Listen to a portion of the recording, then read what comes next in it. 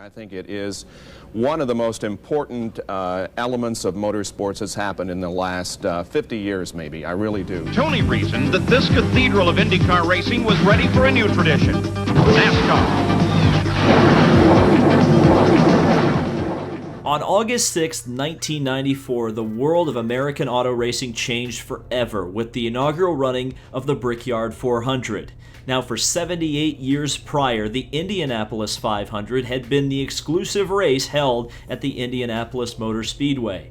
But that changed when NASCAR's stock cars, brought in by Tony George, took to the racetrack. But why, after 27 years, has this event remained so divisive among racing fans? Things like crowd size or burning out on the bricks sparks almost yearly debates amongst the racing community.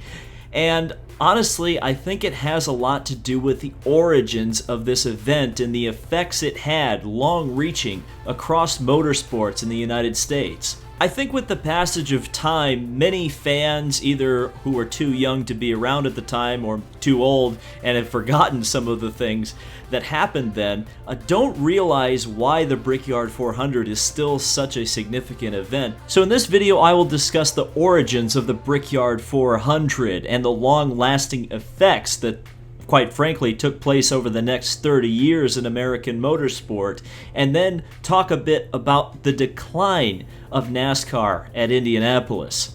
The origins of the Brickyard 400 go back to December of 1989, when Tony George, the grandson of Speedway savior Tony Holman, was named president of the Indianapolis Motor Speedway. George was immediately a very ambitious leader and began looking for avenues to expand the influence of the Indianapolis Motor Speedway in the motor racing landscape. He figured the best way to do it would be with a stock car race. Originally, the Speedway explored the possibility of an IROC race in the month of May of 1993, but the economics of adding a stock car event became apparent quickly, and the IROC series alone was not going to cut it. So, in June of 1992, NASCAR stock cars took to the Indianapolis Motor Speedway for the first time in what was described at the time as a Goodyear tire test. Nearly 50,000 race fans cut school or work to attend this 9-car test.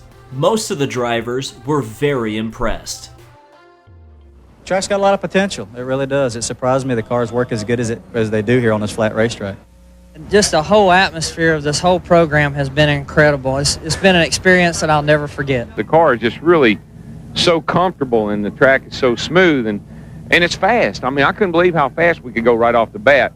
I love it. I think it's the greatest thing we've done probably in my racing career anyway. I never thought I'd get a chance to drive at Indy. Coming down the straightaway, and there are all the grandstands up on each side, and you know, watching Indy cars run here on TV and everything. I've never been at the racetrack before, and pretty good rush.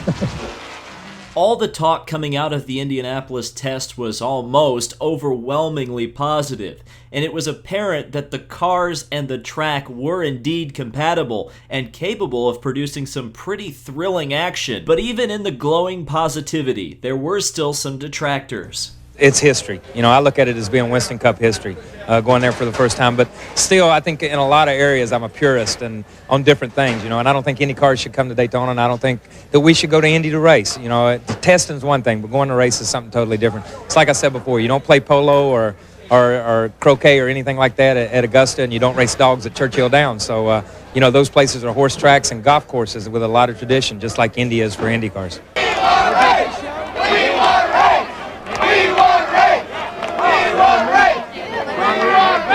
It was pretty clear that the Indianapolis fans had caught stock car fever, partially due in part to the accessibility of the NASCAR drivers. At the time, it had become a lost art in IndyCar racing. I think there's a lot to be learned from these stock car drivers. I think there's a certain nose in the air mentality, aloofness in IndyCar racing right now. And if they just follow these stock car drivers around and see how they relate with the fans, there's something to be learned. When we come to town, we don't hide. We go, everybody carries one of these. We go to the restaurants, we go to the malls, we go to the theaters. We get out in town and we mingle with the fans. That's why our sport is as popular as it is, and I think if there is a tradition, we'll bring that with us. But both NASCAR and Speedway officials refused to comment on a possible future race. That all changed on April 14th, 1993. That we choose to undertake the building of a new tradition, as well as continue to build on the tradition of the Indianapolis 500. There will be a NASCAR Winston Cup stock car event here at the Indianapolis Motor Speedway. The name of the event will be the Brickyard 400, and it will be a 400-mile, 160-lap race. Every kid that comes up through whatever type of motorsports that he's in, at some point in his life or in his career, he would like to race at Indianapolis. But the track that NASCAR had tested on in 1992 was not the same one they would be using in 1994. On the track, the turns have been narrowed by replacing the innermost lane with grass. A separate lane has been created for cars warming up as well as going in and out of the pits. Rumble strips discourage shortcuts, while a new steel-reinforced outer wall anticipates next year's exciting debut of the NASCAR Stockard. The catch fencing is higher and stronger. Last year, drivers straightened out the turns by crossing the white line into the warm-up lane. This year, there is no crossing the line because there's no pavement beyond it, only the rumble strips and grass. The turns are no longer taken flat out. Passing is much tougher. As for the start, this is what it looked like last year. 3 cars abreast, a scene unlikely to be repeated in today's race because there just won't be enough room. The reason for the track changes was apparent. Several serious crashes in the 1992 month of May, including this one by world champion driver Nelson Piquet, left the speedway with little choice but to replace the pavement apron with a grass warm-up lane and narrow the track to slow the corners down. If there was any concern that these track changes would affect the NASCAR race, it wasn't seen in the ticket sales. The demand was so high that the Indianapolis Motor Speedway could have sold the race out 4 times over and still had people not getting tickets. The Brickyard 400 was already a runaway financial success for Tony George and the Indianapolis Motor Speedway. Buoyed by this, George made yet another shocking announcement in early 1994. The Indianapolis Motor Speedway issued a press release saying that there is the possibility they will create a whole new IndyCar series within the next 2 years. The Speedway president, Tony George, indicates he is dissatisfied with the current course of IndyCar racing. All other details will come out after this year's Indianapolis 500. You see, in these days, IndyCar racing was a very different beast. The Indianapolis 500 was actually a separate event from the rest of the IndyCar Championship, which was run by an organization called Championship Auto Racing Teams. Tony George, as soon as he got in power at the Indianapolis Motor Speedway, almost immediately butted heads with CART, looking for a greater say in the way things were run from the Indianapolis Motor Speedway. George had actually proposed to buy CART in 1991, but was rejected. And now, with the financial stability the Indianapolis Motor Speedway Corporation had with a second successful race, George could live out his dreams of having his own independent IndyCar series with the Indianapolis 500 as its centerpiece. Publicly, Tony George stated that the Indy Racing League was out to help American oval track drivers reach the Indianapolis 500 easier. At the time, NASCAR was simply doing it better, with drivers like Jeff Gordon not even taking a look at IndyCar racing before heading south to NASCAR. George maintained that European interests were much more important to CART than American ones. And some would say he was proven right at the 1994 Indianapolis 500. The 94 Indy 500 was a great disappointment to many fans, with Roger Penske's brand new Mercedes-Benz 500i engine absolutely dominating the race, with Al Unser Jr. winning by nearly a full lap over Jacques Villeneuve. For many, NASCAR couldn't come soon enough. The anticipation is over. The Brickyard, for the first time in history, has opened its doors to a NASCAR Winston Cup stock car race, as nearly 90 drivers try to be the first to put their name on this trophy. The 94 Brickyard 400 was a great moment in the history of NASCAR. What was once a Southern-only sport was legitimized on the biggest stage of them all in American motorsports. The race wasn't half bad either, ending with a crowd-pleasing duel between Ernie Irvan and Jeff Gordon, with Gordon becoming the victor and the first winner of the Brickyard 400. And with that, the balance of power in American auto racing had changed. It was no surprise that the Brickyard 400 was brought back for 1995, which Dale Earnhardt won over Rusty Wallace, a popular win. The situation in IndyCar racing continued to deteriorate as Tony George announced the 25-8 rule, in which for his Indy Racing League, the first 25 cars and owner points would be automatically locked into the Indianapolis 500, assuming they could meet a minimum speed, only making 8 spots available to non-IRL teams to compete for. The kart teams found this so egregious that they decided to stage their own 500-mile race, the US 500, at Michigan International Speedway on the same day as the 80th running of the Indianapolis 500. And the way that turned out is probably a whole nother video in itself. Ultimately, the only thing that resulted from this was the self-destruction of IndyCar racing. Over the course of the next 10 years, NASCAR's popularity would absolutely skyrocket, all the way up to the second most popular sport in the country behind the National Football League. As did the Brickyard 400, and to many locals,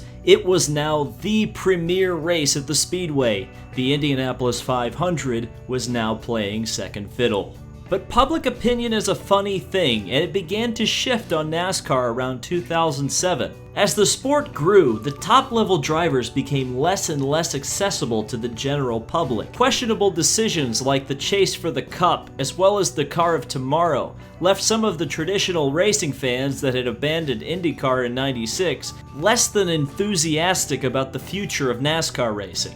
And to make matters worse, IndyCar racing started to get it together. In fact, we are going to unify the sport of open wheel racing in North America. The open wheel merger of 2008 was exactly what IndyCar racing needed, a shot in the arm. And the local crowd noticed as the cars and stars of open wheel racing were unified for the first time since 1995. Because of how long it had been at the bottom, IndyCar had adopted some of the things it was too highbrow to adopt from NASCAR in '94, such as full field autograph sessions that were mandatory at every race, which helped drive fan interest and connection to the drivers. While 2008 was a very good year to be an IndyCar fan in Indianapolis, it was a very bad year to be a NASCAR fan in Indianapolis. I can make it around. Whoa, Matt Kenseth's around. He knew he had slowed down and blew a right rear tire. You can see it blew the quarter off. Caution's out. Kenseth damage on the right side of his Ford.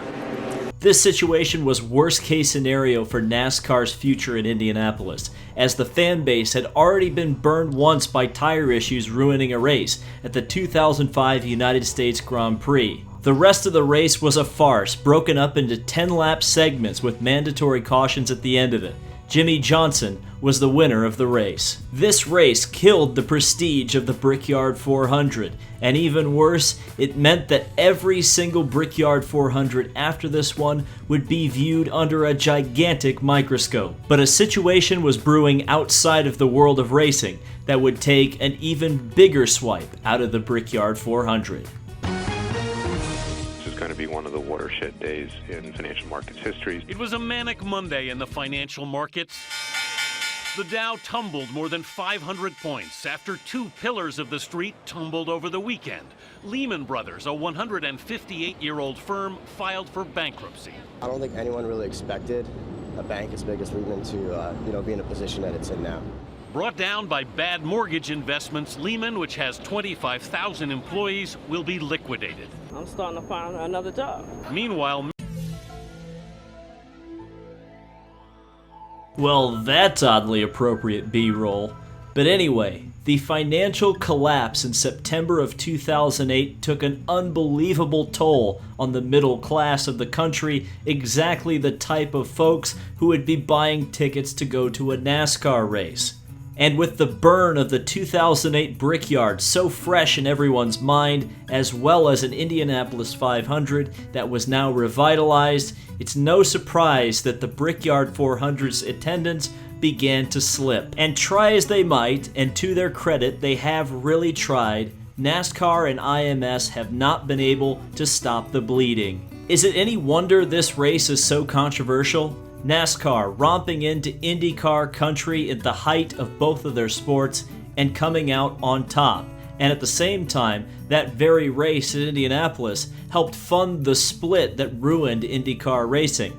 Only, for the irony of ironies, the year that IndyCar racing was to get back together was also the year that NASCAR at the Brickyard imploded, and has been on a downward spiral ever since. What was once the spark that lit the fire of the NASCAR boom of the 2000s is now a burnt-out husk of a race. So hopefully this video has given you some perspective on just why the Brickyard 400 creates so much discussion and controversy each year, despite the fact that it has been declining for the better part of the last 11 years. So, thank you guys so much for watching this. If you did enjoy this video, be sure to subscribe for more like it. And thank you guys so much for watching it indeed. This has been David Land on YouTube, and I will see you in the next video.